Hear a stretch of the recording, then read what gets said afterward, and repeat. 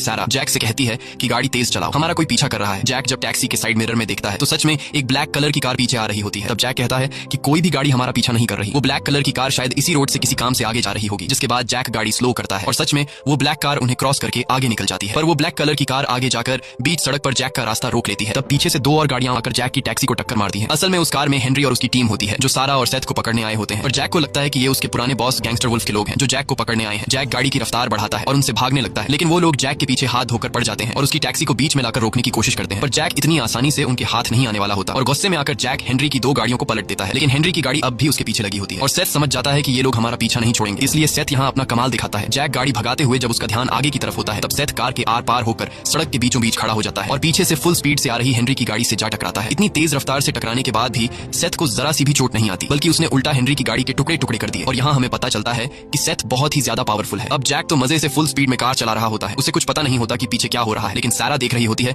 कि जैक ने मेरे भाई सेथ को काफी पीछे छोड़ दिया है और सारा अपने भाई को इस तरह अकेला नहीं छोड़ सकती। इसलिए अब सारा भी अपनी शक्तियों का कमाल दिखाती है और बिना छुए ही जैक की कार का ब्रेक दबाकर कार को रिवर्स ले जाने लगती है। और जैक के पीछे देखने से पहले सारा सेथ को वापस कार में बैठा लेती है। दरअसल सारा के पास कुछ ऐसी पावर होती है जिससे वह किसी भी चीज को कंट्रोल कर सकती है और लोगों का दिमाग भी पढ़ सकती है। सारा ने जैक को ऐसा महसूस कराया जैसे उसने खुद ही कार को रिवर्स में चलाया हो। अब यहाँ जो कुछ भी हुआ होता है जैक को उसके बारे में कुछ भी पता नहीं चलता और जैक एक बार फिर पूरी रफ्तार से बच्चों को लेकर आगे की तरफ निकल जाता है। जैक समझता है कि हमारे पीछे जो लोग थे वह उसके पुराने मालिक के लोग थे जो उसे मारने के लिए आए थे, इसलिए वह बच्चों से माफी मांगता है कि मेरी वजह से तुम दोनों को परेशानी हुई। कुछ दूर आगे जाने के बाद आखिरकार सेथ और सारा की मंजिल आ जाती है। सामने एक पुराना सा वीरान घर होता है जिसे देखकर ऐसा लगता है कि यह घर सदियों से बंद पड़ा है और यहाँ दूर दूर तक कोई भी नहीं होता। ये देखकर जैक को कुछ अजीब लगता है, लेकिन फिर वह इस पर ज्यादा ध्यान नहीं देता और मीटर की ओर देखकर बच्चों से कहता है कि तुम्हारे इस लंबे सफर के बने $750, लेकिन मेरी वजह से तुम्हें जो तकलीफ उठानी पड़ी उसके लिए मैं तुम्हें 25% का डिस्काउंट दूंगा। लेकिन सेथ डिस्काउंट लेने के बजाय उल्टा जैक को $15,000 पकड़ा देता है और दोनों गाड़ी से उतरकर घर के अंदर जाने लगते हैं। जैक चिल्लाकर उनसे कहता है कि तुम लोगों ने पैसे ज्यादा दे दिए हैं, लेकिन वह दोनों बिना कुछ सुने अंदर चले जाते हैं। लेकिन जैक एक अच्छे दिल का मालिक था, इसलिए वो उनके पैसे लौटाने के लिए उनके पीछे उस घर में घुस जाता है जहाँ जैक ने देखा कि सेथ और सारा एक सोफा के पीछे छिपे हैं। जैक जब उनके पास जाता है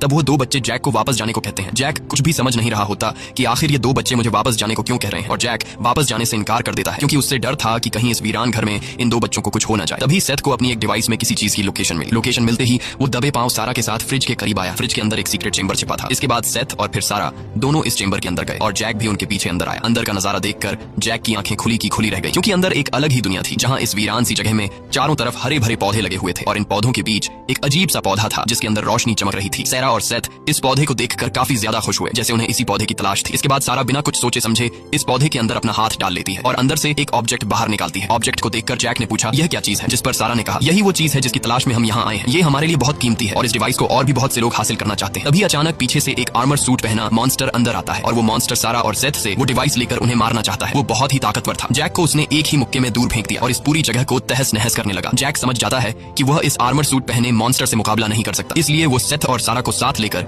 जैसे तैसे करके वहां से निकल जाता है और बाहर कार में बैठकर यहाँ से निकलने लगते हैं। इस दौरान वो मॉन्स्टर लगातार उनका पीछा कर रहा था। अब अपनी जान बचाने के लिए जैक ने एक रेलवे टनल में कार घुसा दी, लेकिन वह मॉन्स्टर एक स्पेसशिप लेकर इनके पीछे टनल में घुस गया। कुछ दूर आगे जाने के बाद जैक बुरी तरह से फंस जाता है क्योंकि पीछे वो शैतान काफी नहीं था कि मुसीबत बढ़ाने के लिए सामने से ट्रेन भी आने लगी। अब जैक अगर जल्दी यहाँ से नहीं निकला तो सामने से आने वाली ट्रेन उन्हें कुचल देगी, इसलिए जैक फुल स्पीड से कार भगाने लगता है। पर कार की स्पीड इतनी तेज नहीं थी कि वो जल्दी टनल से निकल पाए। लेकिन यहाँ सारा अपनी शक्तियों का कमाल दिखाती है और वो अपने हाथ के इशारे से कार की स्पीड बहुत ज्यादा बढ़ा देती है और ट्रेन से टकराने से कुछ सेकंड पहले ही जैक ने कार बाहर निकाल ली और ट्रेन सीधे उस मॉन्स्टर की स्पेसशिप से जा टकराई, जिससे टनल में एक जोरदार धमाका हुआ। जैक सेथ और सारा को सही सलामत बाहर निकाल लाया, लेकिन अब जाकर जैक को कुछ गड़बड़ नजर आती है और वह इन दो बच्चों से पूछता है कि तुम दोनों कौन हो और वो मॉन्स्टर हमारा पीछा क्यों कर रहा है। तब सारा ने कहा कि वह मॉन्स्टर जो हमारा पीछा कर रहा था वह साइफन था और वो हमें मारने के लिए अर्थ पर आया है। जैक ने पूछा लेकिन तुमसे उसकी क्या दुश्मनी है। सारा ने कहा उसे हमारी वह कीमती चीज चाहिए जिसके लिए हम यहाँ आए थे। यहाँ सारा जैक को अपनी पूरी सच्चाई बता देती है और जैक से कहती है कि असल में हम इस प्लेनेट के नहीं हैं, हम दूसरे प्लेनेट से आए हैं। ये सुनकर जैक हंस पड़ा और बोला मुझे तुमने बेवकूफ समझा है। क्या तुम कहना चाहते हो कि तुम दोनों एलियंस हो? लेकिन एलियंस तो तुम्हारे जैसे नहीं होते, उनकी तो बड़ी बड़ी आंखें होती हैं और वो इंसान की तरह बिल्कुल भी नहीं दिखते। अब जब जैक इन दोनों को एलियन मानने के लिए तैयार नहीं होता तब सारा ने अपनी शक्ति से कार में मौजूद चीजों को हवा में उड़ा दिया।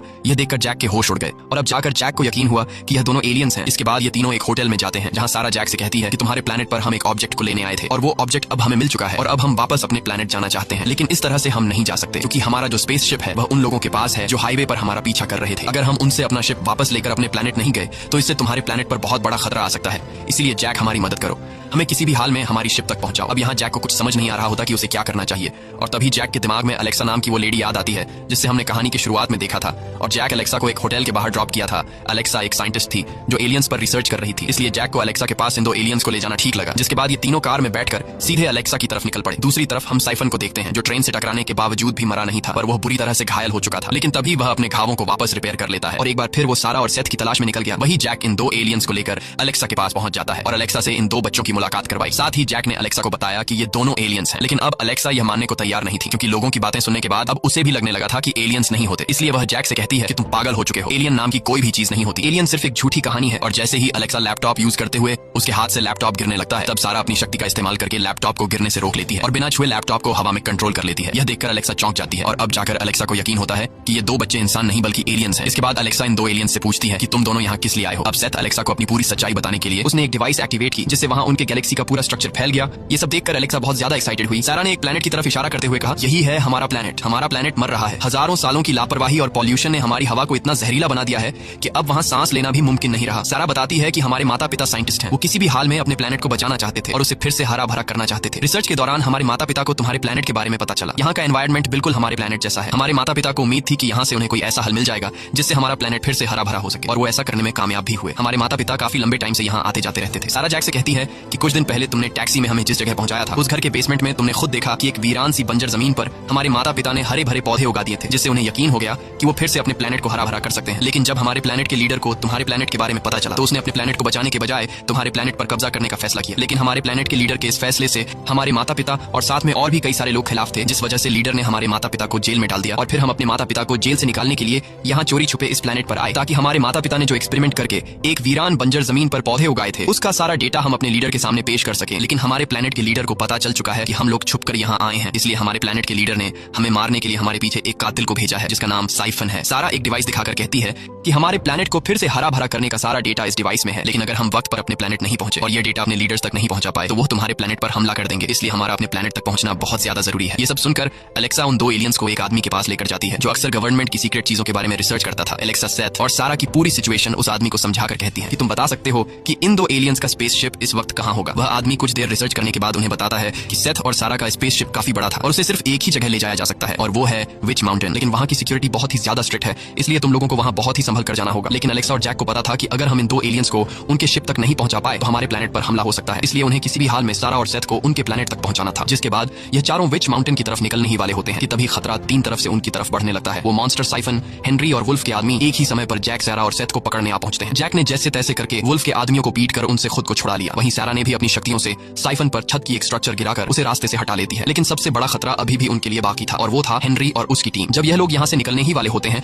तभी हेनरी अपनी टीम के साथ वहाँ आ जाता है और उन चारों को चारों तरफ से घेर लेता है। लेकिन यहाँ सारा अपनी पावर का इस्तेमाल करके सभी गेम्स की मशीन को हैक कर लेती है और वहाँ खेल रहे सभी लोगों को गेम जिता देती है। पैसे जीतने की खुशी में सभी लोग खुशी से नाचने लगते हैं और इसी हलचल में ये चारों हेनरी के लोगों से खुद को बचाकर यहाँ से निकल जाते हैं। और कई घंटों के सफर के बाद ये लोग विच माउंटेन पहुंच जाते हैं और उन्हें कुछ दूरी पर विच माउंटेन दिखाई देने लगता है। और अब ये लोग पैदल उस माउंटेन तक पहुंचने का रास्ता ढूंढने लगते हैं। और जब ये लोग आगे बढ़ रहे होते हैं, तब ये लोग कैमरा की नजर में आ जाते हैं। कैमरा की नजर में आते ही कुछ देर बाद वहाँ सिक्योरिटी गार्ड पहुंच जाते हैं और वो सिक्योरिटी गार्ड सेथ और सारा को गर्दन पर बेहोशी के बुलेट से शूट करके बेहोश कर लेते हैं और सिक्योरिटी गार्ड जैक और अलेक्सा को भी पकड़ लेते हैं। इतने में ही हेनरी वहाँ आ जाता है। वो जैक और अलेक्सा को यहाँ से जाने को कहता है, वरना वो उन दोनों को जेल में डलवा देगा, क्योंकि यह एक गवर्नमेंट प्रॉपर्टी थी। यहाँ किसी आम इंसान का आना मना था। अलेक्सा जानती थी कि हेनरी बहुत ही घटिया इंसान है। वो सारा और सेथ की बॉडी को चीर फाड़ कर उन पर एक्सपेरिमेंट करेगा और उनकी शक्तियां हासिल करके खुद को पावरफुल बनाएगा। इसलिए अलेक्सा वापस जाने से इनकार कर देती है और हेनरी से कहती है कि अगर इन दो एलियंस को हमने वापस उनके प्लेनेट पर नहीं भेजा तो हमारे अर्थ पर हमला हो सकता है। लेकिन हेनरी ने कहा, डॉक्टर अलेक्सा, मैं इन एलियंस को किसी भी कीमत पर नहीं छोड़ूंगा, और रही बात दुनिया के खतरे की, तो तुम जाकर किसी और को बेवकूफ बनाओ, क्योंकि मुझे पता है तुम एक नाकाम साइंटिस्ट हो। तुम्हारी इसी बेवकूफी की वजह से तुम्हें कई यूनिवर्सिटीज से निकाला गया है और अब जल्दी से तुम दोनों यहाँ से निकल जाओ, नहीं तो तुम्हें जेल जाना पड़ सकता है। अभी जैक बोलता है, अलेक्सा ये ठीक कह रहे हैं, हमें यहाँ से जाना चाहिए, क्योंकि मैं जेल नहीं जाना चाहता। अलेक्सा को जैक से ये सुनने की उम्मीद नहीं थी, इसलिए वो जैक से नाराज होकर गाड़ी में बैठ जाती है। तब दो सोल्जर्स अलेक्सा और जैक को विच माउंटेन से दूर ले जाने लगते हैं। अलेक्सा जैक पर काफी गुस्सा होती है और उससे कहती है कि हमें उन दो बच्चों को किसी भी हाल में बचाना चाहिए था। बातों ही बातों में गाड़ी के अंदर इनके बीच लड़ाई शुरू हो जाती है और मौका मिलते ही जैक अचानक गार्ड्स पर हमला कर देता है और उनकी गाड़ी पर कब्जा कर लेता है। असल में ये सब जैक की चाल थी और जैक अलेक्सा से कहता है कि अगर हम दोनों वहाँ हेनरी के सामने वापस आने से इनकार कर देते तो हेनरी के गार्ड्स हमें मार डालते। ये सुनकर अलेक्सा के दिल को सुकून मिलता है। इसके बाद ये दोनों फिर से गाड़ी घुमाकर विच माउंटेन की तरफ जाने लगते हैं। विच माउंटेन पहुंचने के बाद ये दोनों एक टनल से अंदर घुस जाते हैं, जहाँ सेथ और सारा दोनों बेहोशी की हालत में होते हैं। वहीं हेनरी भी मौजूद होता है। वो सेथ और सारा का चीर फाड़ करने वाला था ताकि उनकी शक्तियों का राज जान सके। अब जैक उन दो बच्चों की जान किसी भी हाल में बचाना चाहता था, लेकिन लैब चारों तरफ से सिक्योरिटी से घिरी थी। ऐसे हालात में सेथ और सारा को बचा पाना काफी मुश्किल था। पर तभी लैब में अचानक एक धमाका होता है, जिससे लैब के हर एक कोने में अलार्म गूंजने लगते हैं और सभी सिक्योरिटी गार्ड जिस जगह धमाका हुआ था उस तरफ बढ़ने लगते हैं। दरअसल ये वही मॉन्स्टर साइफन था जो सारा और सेथ को मारने के लिए आया था। अब जब सिक्योरिटी गार्ड साइफन के साथ लड़ने में मशगूल होते हैं तब मौके का फायदा उठाते हुए जैक और एलेक्सा लैब में घुस जाते हैं और वहां मौजूद डॉक्टर्स को मारकर सेथ और सारा को आजाद कर लेते हैं। सारा जैक को देखकर काफी ज्यादा खुश हो जाती है। इसके बाद ये चारों चुपके से वहां से निकलने लगते हैं और सीधा पहुंचते हैं उस एलियन स्पेसशिप के पास। लेकिन स्पेसशिप के आसपास ढेर सारे साइंटिस्ट्स खड़े होते हैं और उनके सामने उस स्पेसशिप को चुराना काफी मुश्किल था। और यहाँ एलेक्सा समझदारी से काम लेते हुए साइंटिस्ट का सूट पहन लेती है और शिप के पास खड़े साइंटिस्ट के पास आती है और उनसे कहती है कि लैब में जहरीली गैस फैल गई है, इसलिए हेनरी ने ऑर्डर दिया है कि जल्द से जल्द इस जगह को खाली कर दिया जाए। ये सुनकर डर के मारे सभी साइंटिस्ट्स वहां से भाग जाते हैं। अब सेथ और सारा का रास्ता बिल्कुल साफ था। वो दोनों जल्दी से एक डिवाइस की मदद से शिप को एक्टिवेट कर लेते हैं। लेकिन इससे पहले कि वो दोनों शिप के अंदर जा पाते तभी बाहर से हेनरी अपनी टीम के साथ उन लोगों पर गन तान देता है और चारों तरफ से उन्हें घेर लेता है। अब उनके पास भागने का कोई रास्ता नहीं था और उन्हें अपनी मौत अपनी आंखों के सामने दिखाई देने लगती है। जैक हेनरी से कहता है कि इन्हीं जाने दो, ये बच्चे हैं, पर हेनरी किसी की भी बात सुनने को तैयार नहीं होता और वह अपने गार्ड्स को शूट करने का ऑर्डर दे देता है। हेनरी के ऑर्डर को मानते हुए गार्ड्स उन पर गोलियां बरसाना शुरू कर देते हैं। लेकिन सारा और सेथ की पावर के सामने वह गोलियां उनको छूने से पहले ही हवा में रुक जाती हैं। यह देखकर एलेक्सा और जैक हैरान रह जाते हैं। अब इन लोगों ने हेनरी के हमले को तो कंट्रोल कर लिया था, लेकिन तभी वहां साइफन आ जाता है। हेनरी को लगता है कि शायद साइफन भी उनके साथ है, इसलिए हेनरी अपने आदमियों से साइफन पर शूट करने को कहता है। मौके का फायदा उठाते हुए ये चारों स्पेसशिप के अंदर बैठ जाते हैं और सारा और सेथ जल्दी से शिप को स्टार्ट कर लेते हैं और यहाँ से जाते हुए सामने खड़े साइफन को टक्कर मारकर निकल जाते हैं। बाहर निकलने के बाद ये लोग काफी ज्यादा खुश हो जाते हैं, लेकिन उनकी ये खुशी कुछ ही देर की मेहमान होती है। तभी उन्हें पता चलता है कि शिप के गेट में कोई चीज फंसी हुई है और जैक जब गेट में फंसी चीज को निकालने जाता है तो वो चीज कोई और नहीं बल्कि साइफन होता है, जो किसी तरह करके उनके शिप में चढ़ गया होता है। इसके बाद जैक और साइफन के बीच फाइट छिड़ जाती है। साइफन जैक को पंच मारकर दूर गिरा देता है और साइफन की ताकत के सामने जैक कमजोर पड़ने लगता है।